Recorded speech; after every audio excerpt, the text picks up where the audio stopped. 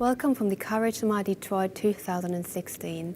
I'm Christina from we.CONECT, and I'm really happy to be here with Chris Screiner from Strategy Analytics.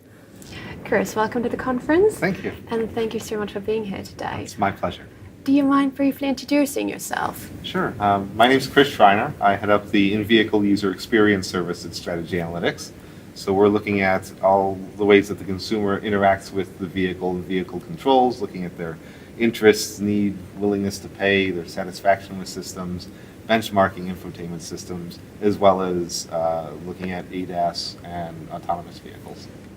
And you presented a case study this morning on designing a robust in-vehicle HMI. Yes. Tell us a bit more about that. Yes, so this talk was a series of research studies that we've done looking at consumer usage and usability with personal assistance on like the BMW 7 Series, or speech recognition systems like in Sync 3, as well as gestures on BMW 7 Series, looking at where we see personal assistance and gestures going in the future.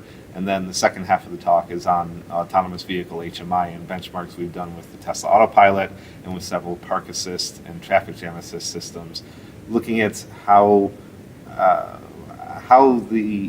information is communicated to the driver. Do they actually understand, or sometimes even see what's being presented to them, and then how we can better communicate system status with the driver to build trust and autonomy. Yeah. Were there any unexpected findings during your research?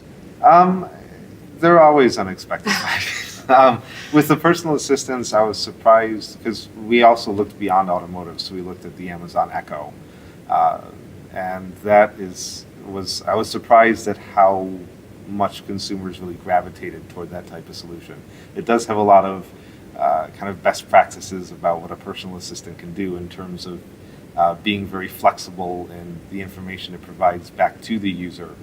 Mm-hmm. Also in terms of being able to communicate what it can and can't do, and the use of the trigger phrase of "Hey Alexa" was something that was very compelling for consumers because it worked so well for them. Mm-hmm. It was quite impressive.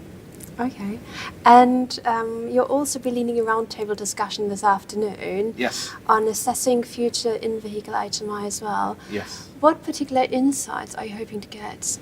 I'm looking to see, in all of my work and talking with different OEMs and suppliers, kind of gauging their viewpoints of where they see something like gestures going, or augmented reality HUDs, or eventually being able to have the infotainment system and ADAS system communicate mm-hmm. and kind of interact together.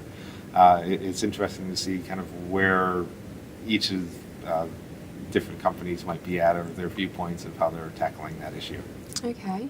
And if you were to draw a picture of Car HMI, what it could potentially look like in the next 5 to 10 years, what would that be? In the next 5 to 10 years, I would certainly like to see a better design around autonomous vehicles. I think there's a huge opportunity for building trust between the consumer and the car with regards to autonomous driving. Unfortunately, the HMI is not being done optimally. In our tests, there's often times where the consumer doesn't even know that stuff was put up on the display, telling about system status, or it was confusing, or they couldn't find it, and it's very easy to break trust and then very hard to get it back again. So we have to do a great job the first time of building this trust between the consumer and the car for self-driving cars. It's the biggest challenge. I think it is certainly something that's doable, and I hope to see a lot of advances in that in the next 5 to 10 years. Good.